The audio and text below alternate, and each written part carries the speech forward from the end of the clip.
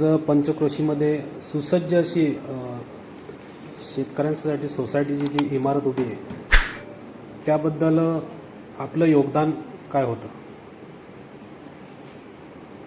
या चिंचगड सेवा सहकारी सोसायटीमध्ये ज्यावेळेस आमची कमिटी निवडून आली, आम्ही संघर्षानं या सोसायटीवर निवडणूक लढवली आणि निवडून आलो. 9 लोकांचे आमचे 9 सदस्य आमचे निवडून आले. निवडून आल्यानंतर आम्ही एकच ध्येय ठेवलं की परिसरातील शेतकऱ्यांचा विकास करणं. ज्यावेळेला सुरुवातीच्या आमच्या बैठका आपल्या TDC बँकेच्या समोरील सोसायटीचं जिथं ऑफिस होतं, एक छोटं 10 बाय 10चं ऑफिस, त्याच्यामध्ये बैठका होत असताना आम्हाला लक्षात आलं की चिंचगड सेवा सहकारीची एक अपूर्ण इमारत जी अनेक वर्षापासून बेवारस स्थितीत पडून आहे, तर ती दुरुस्ती करून नूतनीकरण करून तिचं का चांगल्या प्रकारे इथे कार्यालय निर्माण करू नये. आणि ज्यावेळेस अशा प्रकारची सुरुवात केली, आम्ही स्वतः पैसे काढून इथे जी घाण होती ती घाण उचलणं, त्यानंतर या इमारतीसाठी निधीची आवश्यकता होती. आमच्या मंगेश पाटलांनी कपिलदादांशी, आपले खासदार सन्माननीय कपिलदादा यांच्याशी संपर्क केला आणि 10 लाखाचा निधी आणला. तो निधी थोडंसं सगळ्या गोष्टी करत असताना अपुरा पडत होता. म्हणून आमच्या सर्व सदस्यांनी साधारणतः आम्ही 25,000 रुपये एवढी रक्कम आमच्या सदस्यांनी आपलं योगदान दिलं. काही सदस्यांनी त्यांच्या ऐपतीप्रमाणे कोणी 10,000, कोणी 5,000 असं देऊनही एक सुसज्ज इमारत आपण इथं आज ज्या इमारतीत बसलो ही इमारत तयार केली. यासाठी लागणारं जे काही फर्निचर होतं ते आम्ही काही कंपन्यांमध्ये त्यांना विनंती केली आणि आपण हे पाहतो एक कॉन्फरन्स टेबल, इथे ज्या समोर खुर्च्या आहेत, बाकी सगळ्या गोष्टी हे सगळ्या देणगीदारांकडे मिळवून घेतल्या. तुम्हाला एक विशेष बाब सांगतो की आमच्या एका सहकार्याने म्हणजे खरिवलेच्या उपसरपंचाने पस्तीस सरांनी विनंती केली की बाबा रे थोडंसं काहीतरी आपल्या सोसायटीसाठी दे. तर त्यांनी 15 चेअर्स आपल्या सोसायटीला संस्थेला दिल्या. दुर्दैवाची गोष्ट अशी आहे की आता ज्या लोकांनी काही हा अवशेष ठरवण्याचा प्रयत्न केला ना, त्यांनी याला विरोध केला की त्यांच्याकडनं घ्यासाठी तुम्ही खुर्च्या घेत आहे. अशा प्रकारच्या मानसिकतेचे आमची लोक इथे आहेत. आता संस्थेला जर मिळाले, कोणी 15 दिल्या तर तुम्ही 30 द्या ना, तुमची रेषा मोठी करा. अशा आमचं एक धोरण चाललं होतं आणि आम्ही चांगली सुसज्ज इमारत इथे तयार केलेली आहे. इथे आज आजूबाजूच्या गावातून लोक येतात, दर्शनासाठी येतात. इथे आम्ही पाण्याची व्यवस्था करतो, भाविकांना पाणी देणं ही आपण शेतकऱ्याची आपले बांधव येतात त्यांची व्यवस्था व्हावी. कोणाला इथे बसायचं असेल तर आम्ही बसायची परवानगी देतो. काही बैठका घ्यायची असतील, कोणाला चर्चा करायची त्यासाठी आम्ही ही इमारत, हे जी हॉल आहे आपलं हे देतो. अशा प्रकारचं आमचं एक ध्येय धोरण आहे, परिसरातील शेतकऱ्यांचा विकास करणं. ह्या अनुषंगानं आपण चांगली सुसज्ज इमारत केलेली आहे आणि सगळ्यांनी याला सहकार्य करावं अशी आमची भावना आहे. तो एक शुद्ध वेडेपणा होता, लक्षात घ्या. सहकार क्षेत्राचे काही नियम आहेत आणि खरोखरच चुकीचं होत असेल तर अविश्वास ठराव आणणं किंवा त्या मंडळींना चुकीचं म्हणणं हे आम्ही जे काही राजकारणात असलेली मंडळी आहोत, आमच्या संस्थेचं ऑपरेशन स्मूथली चालू होतं. म्हणजे एक चांगल्या प्रकारचा वेळ ही दोन्ही मंडळी देत होती.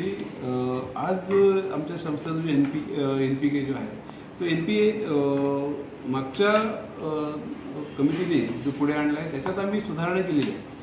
आता तुम्हाला एक मी उदाहरण देतो की पोल्ट्रीचं लोन घेतलेला एक आपला सभासद होता. त्याच्याकडनं ॲट अ टाईम आम्ही 14 लाख रुपये या संस्थेचं कर्ज फेडून घेतलं. तर हेही बाब आम्ही त्या इतर जे थकीत कर्जदार आहेत त्यांना प्रेरणा मिळावी म्हणून त्याचा आम्ही GB जनरल कमिटी सभेमध्ये त्याचा सत्कार केला. तीही गोष्ट काही लोकांना खटकली. त्यांनी म्हणे उपकार केले का तुमच्यावर. आता एक वास्तविक पाहता ही मानसिकता नसायला पाहिजे. आपलं म्हणणं काय आहे की एखाद्या शेतकऱ्याने एका वेळेला एवढे पैसे भरले तर ती बाबत संस्थेसाठी भूषणावं आहे ना, संस्थेच्या भल्यासाठी एक गोष्ट होते. अशा प्रकारच्या गोष्टी पण इथली मानसिकता जी एकूण बघितली, हे अविश्वास ठराव आणणं, अशा चांगल्या गोष्टींना विरोध करणं, ही जी मंडळी संस्थेच्या हिताच्या गोष्टी करत नाही. आणि मला तर असं म्हणायचं आहे की जर संस्थेचे पदाधिकारी कोणी चुकीचं वागत असेल तर त्यांच्यावर नक्कीच कारवाई झाली पाहिजे. पण ते चुकीचं वागत नसताना अशा प्रकारे खोडसाळपणा कोणी करू नये. ही आजूबाजूच्या आपल्या पूर्ण तालुक्यामध्ये जिल्ह्यामध्ये नावाजलेली संस्था आहे. हिची म्हणजे एखाद्या चेअरमन व्हाईस चेअरमन याच्यावर तुम्ही ज्यावेळेस अविश्वास आणता त्यावेळेस संपूर्ण संस्थेचं एक कुठेतरी बदनामी होते. ही बदनामी या लोकांनी थांबवली पाहिजे आणि अशा प्रकारचं चुकीचं स्वतःच्या स्वार्थासाठी स्वतःच्या राजकारणासाठी अशा प्रकारच्या गोष्टीचा कधीच उपयोग करून घेऊ नये असं मला त्या लोकांना स्पष्ट सल्ला आहे. आपल्यावर आरोप झाले होते भ्रष्टाचार आणि हुकुमशाही चालते, तर त्याबद्दल आता तुम्ही काय संदेश द्याल? आता मागच्या काही दिवसापूर्वी आमच्या संस्थेची मासिक सभा झाली आणि मासिक सभेच्या नंतर त्यांनी या ठिकाणी सचिवाकडे अविश्वास करावाचा ते पत्रव्यवहार केला. परंतु सदरचा पत्रव्यवहार हा त्यांनी AR ऑफिसनी तो विविध नमुन्यात नसल्याकारणाने किंवा ज्या ठिकाणी त्यांच्याबरोबर असणाऱ्या 9 संचालकांपैकी 3 संचालकांनी स्वतः सहाय्यक उपनिबंधक ऑफिसला जाऊन त्यांनी त्यांचं म्हणणं लेखी स्वरूपात दिल्यानंतर सदरचा सहाय्यक उपनिबंधक कार्यालयाकडनं तो प्रस्ताव फेटाळण्यात आला आणि म्हणून आज विशेष सभा जी होती या विशेष सभेला आम्ही सर्व 8 संचालक आणि 2 तज्ज्ञ संचालक असे 10 संचालक होतो. या संचालनामध्येच आजच्या सभेमध्येच आम्ही हा ठराव घेतला आहे की आपल्यापेक्षा आपल्या संस्थेची जी बदनामी केलेली आहे या बदनामी करणारा या संदर्भात मध्ये जे राहू गायकर आणि प्रमोद पाटील लालू कोल्पे या लोकांनी ज्या सदस्यांनी संचालकांनी ज्या ठिकाणी जाऊन सहाय्यक निबंधकमध्ये जे निवेदन दिलं त्या निवेदनामध्ये त्यांनी म्हटलेलं आहे तर साहेब आम्हाला दमदाटी व शिव्यागाळी करून आणि आमची दिशाभूल करून ज्या सह्या घेतल्यात काही कुठल्या अर्ध वाचन न करताना त्या व्यक्तींवरती मग ते गोविंद पाटील असतील रोहिदास पाटील असतील यांच्यावरतीच कारवाई झाली पाहिजे. आणि म्हणून आज आम्ही सभागृहात हा ठराव घेतलेला आहे का यांच्यावरती DD ऑफिसरला जाऊन योग्य ती कारवाई यांच्यावर करण्यात येईल असा आमचा आज ठराव आम्ही घेतला गेला. जेव्हा अविश्वास ठराव मांडण्यात आला त्यावेळेमध्ये किती सभासद आपल्या या सभेसाठी हजर होते? त्यावेळेला सभागृहामध्ये सभासद फक्त आम्ही 5 लोक उपस्थित होतो.